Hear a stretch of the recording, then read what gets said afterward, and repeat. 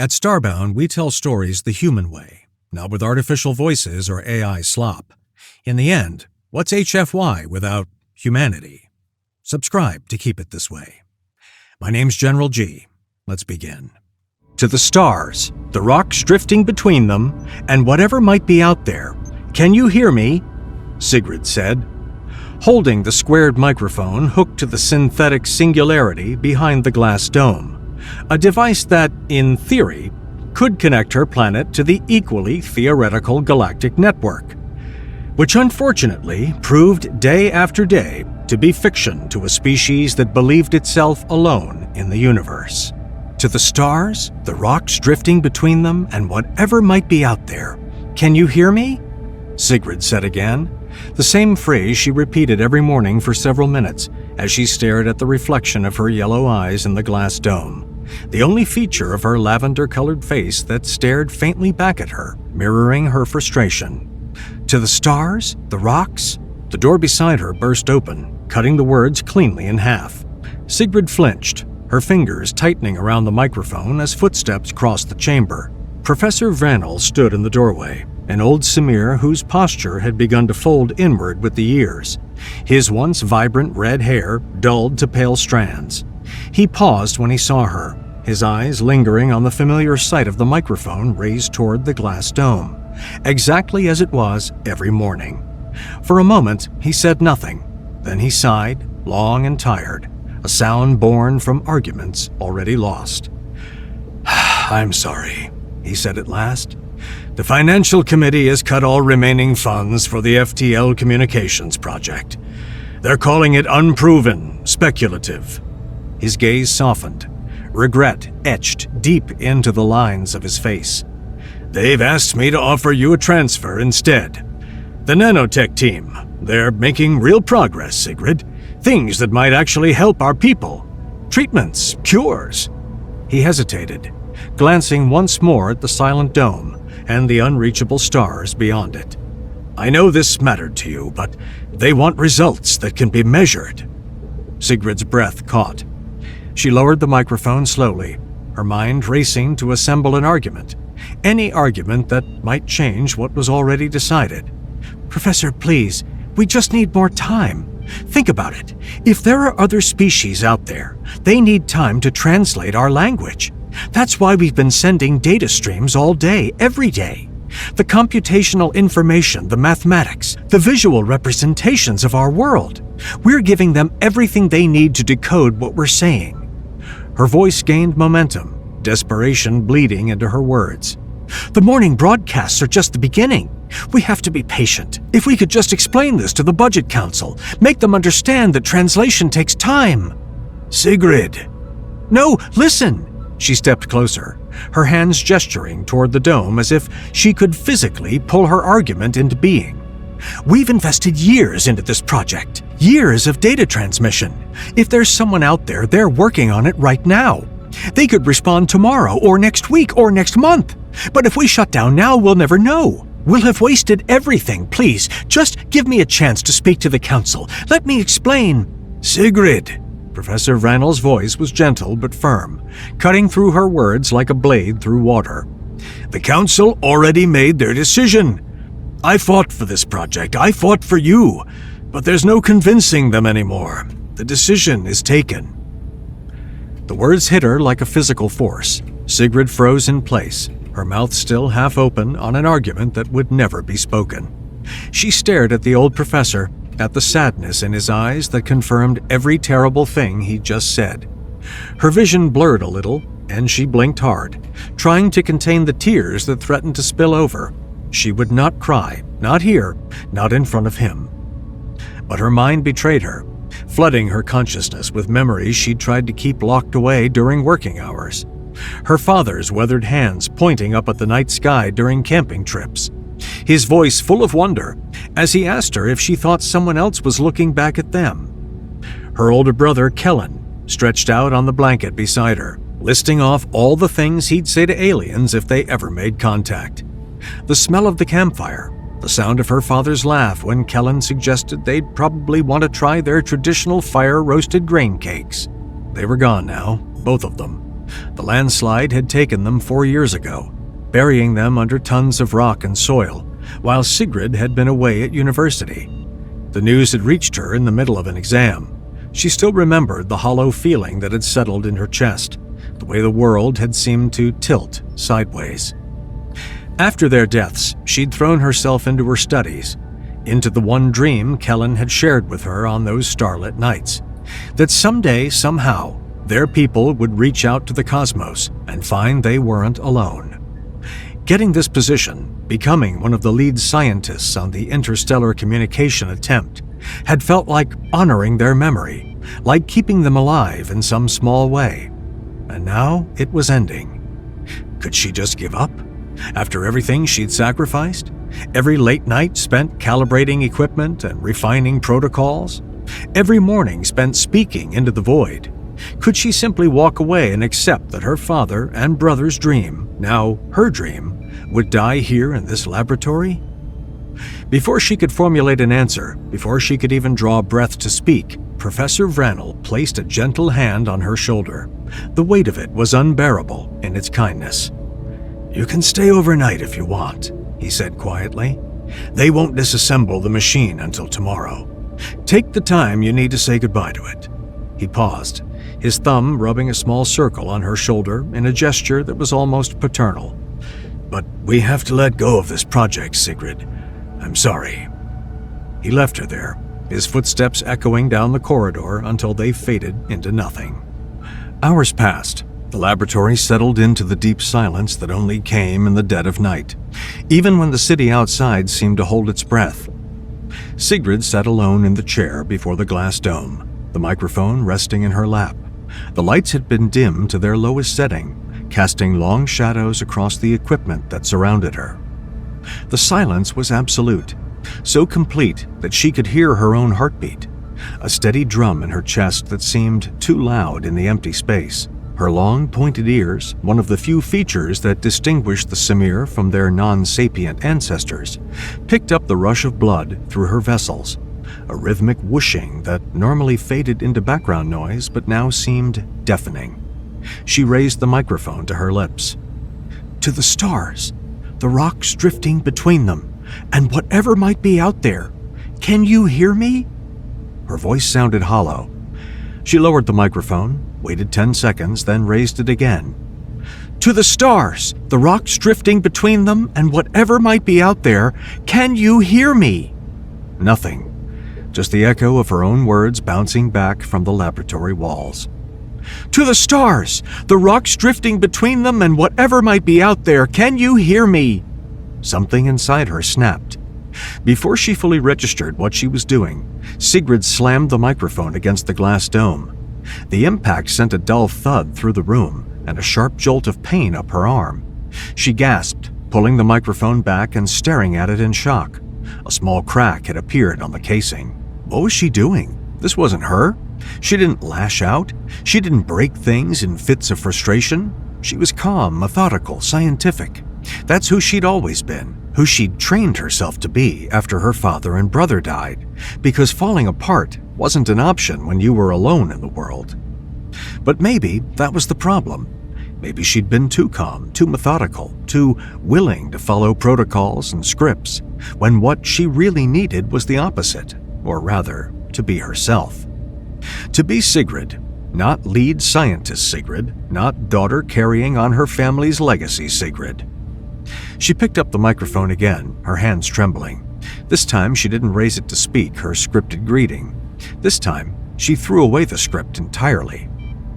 "I don't know if anyone's out there," she began, her voice rough. "I don't know if you can hear me, or if you even exist. At this point, I'm starting to believe we really are alone in the universe. But I'm going to talk anyway because tomorrow, they're taking this machine away, and I'll never get another chance."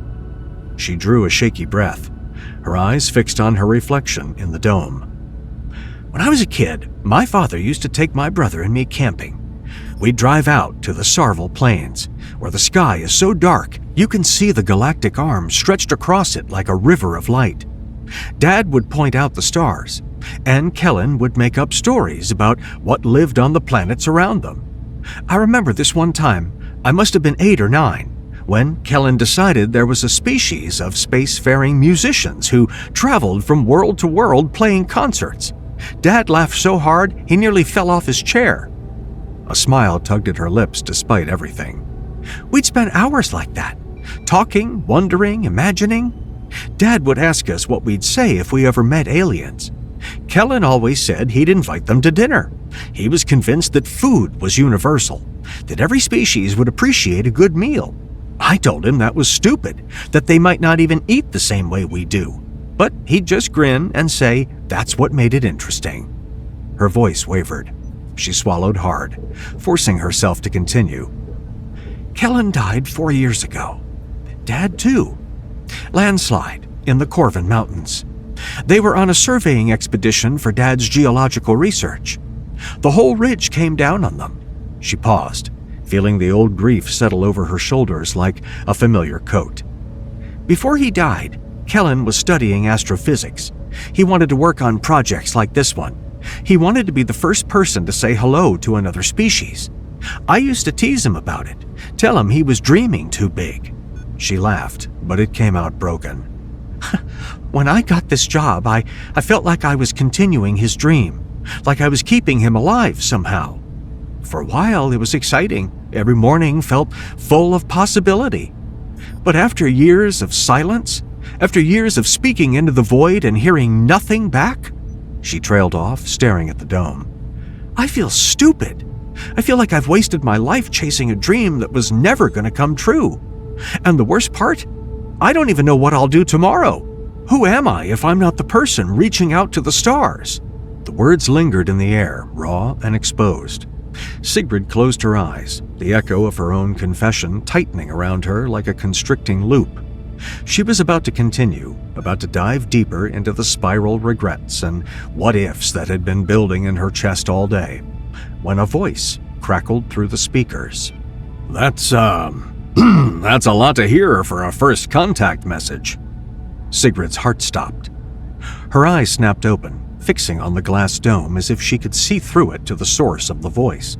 But all she saw was her own reflection, her yellow eyes wide with shock, her lavender face pale in the dim light, her mouth hanging open without a single word emerging.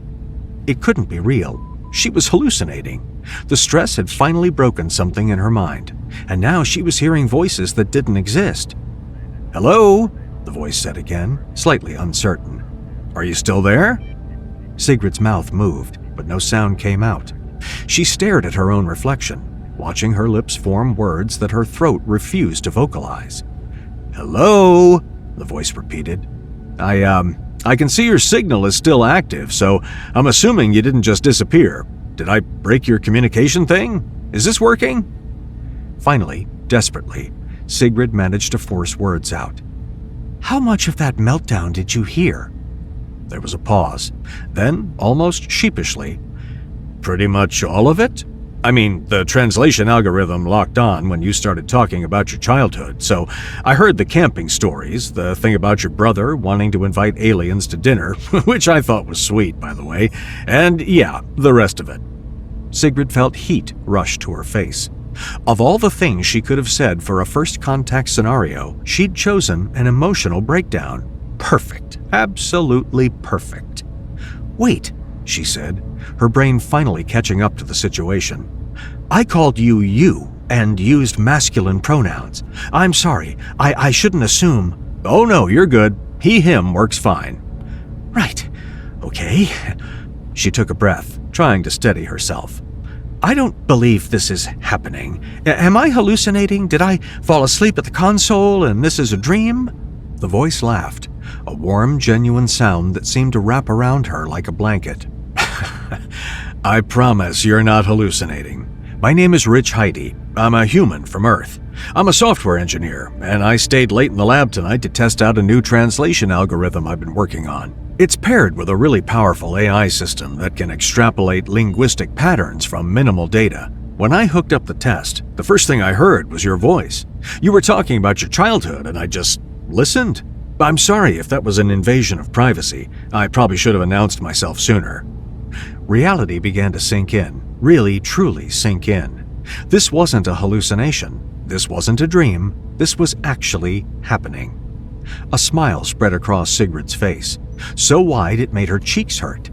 Her ears went rigid, pointing straight up, an involuntary response among her people when experiencing intense excitement or joy.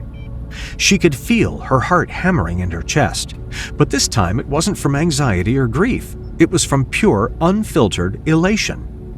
"I'm Sigrid," she said, the words tumbling out. "Lead scientist for the Samir Interstellar Communications Project.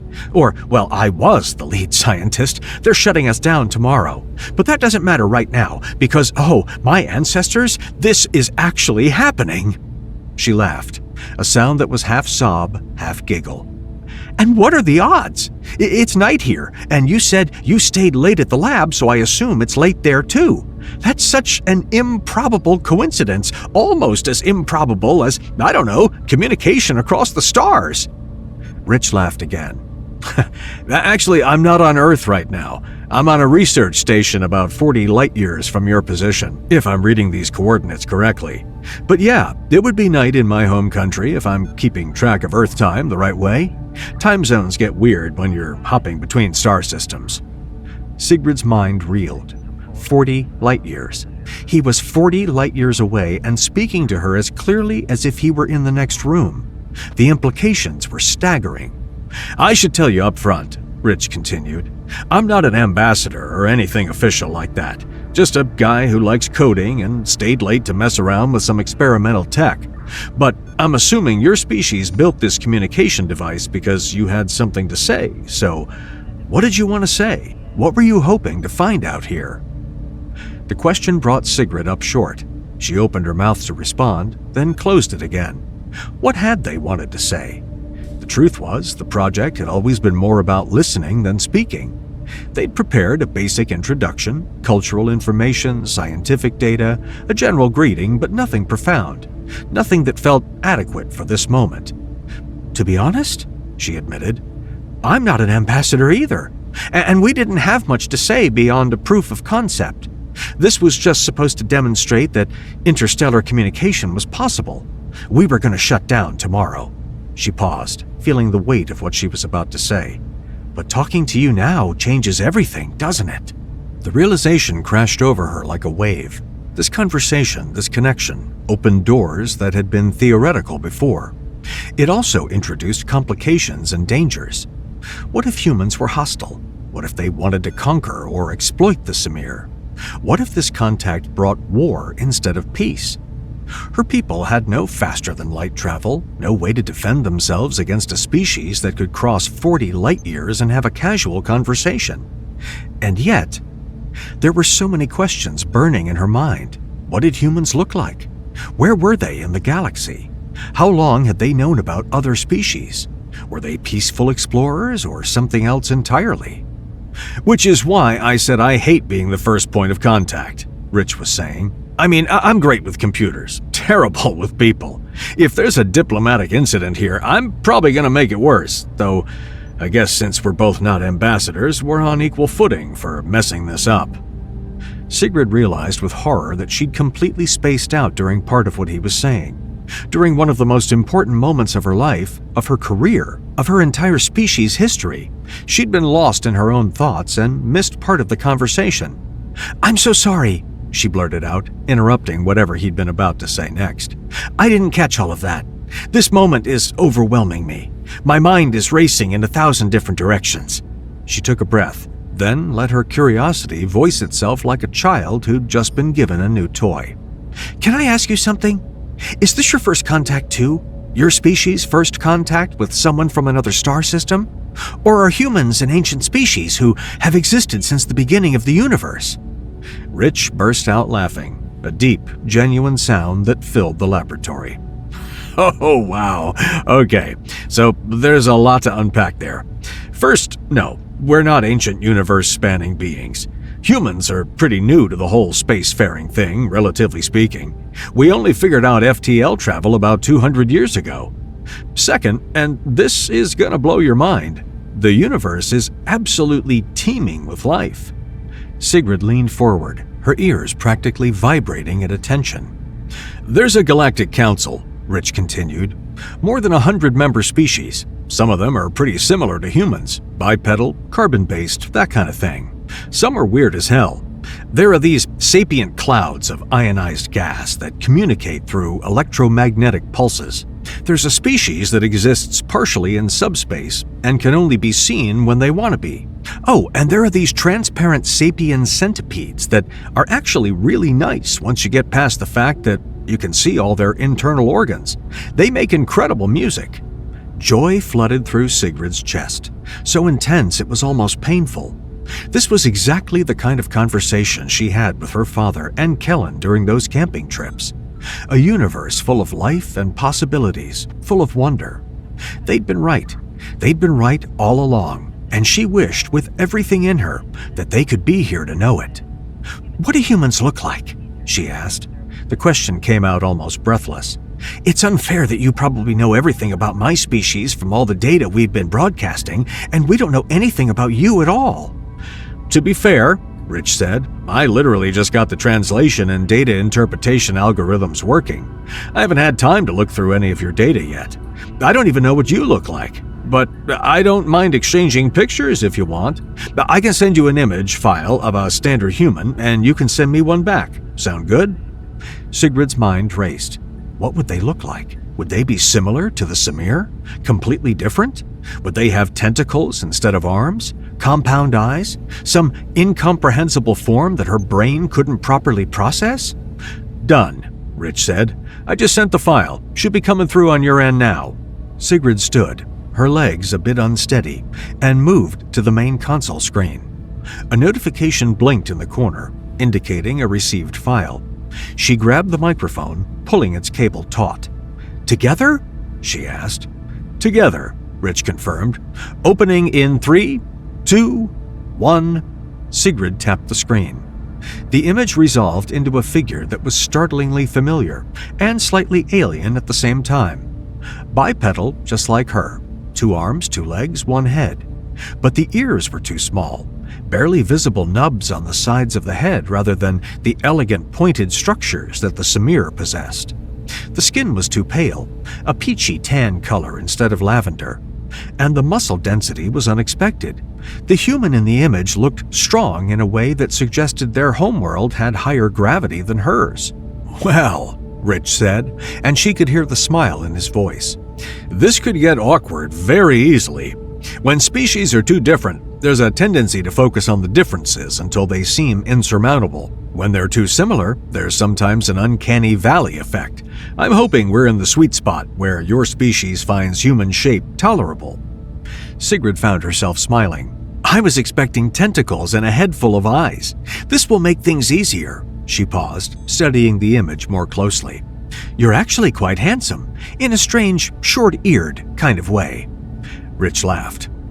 "I'll take it. So, question. Does your species have faster-than-light travel? Would you be up for an in-person meeting?" The question slammed into Sigrid like a physical force. She was just a scientist, a researcher who'd been working in a laboratory at night, who poured her heart out to what she thought was an empty universe. She wasn't qualified to make decisions about first contact protocols, about inviting an unknown species to her homeworld, about any of this, but her mouth was already moving. "We don't have FTL travel yet," she heard herself say, "but we figured out the mathematics a few years ago. Our engineers say we just need a few decades to build a working prototype." "Decades aren't good," Rich said, his tone thoughtful. "How would your people feel about us paying you a visit instead?" A million thoughts cascaded through Sigrid's mind.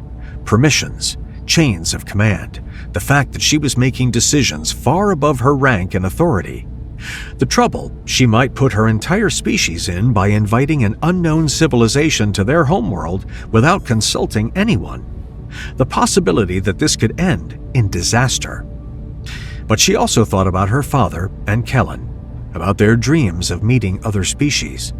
She thought about the joy on their faces when they'd talked about the possibilities that existed among the stars. She thought about how, after years of speaking into the void had finally spoken back. Her mouth moved before her brain could stop it. "When are you guys coming to pay a visit?" The next morning found Sigrid standing beside Professor Vanel in the same laboratory that had witnessed her breakdown the night before.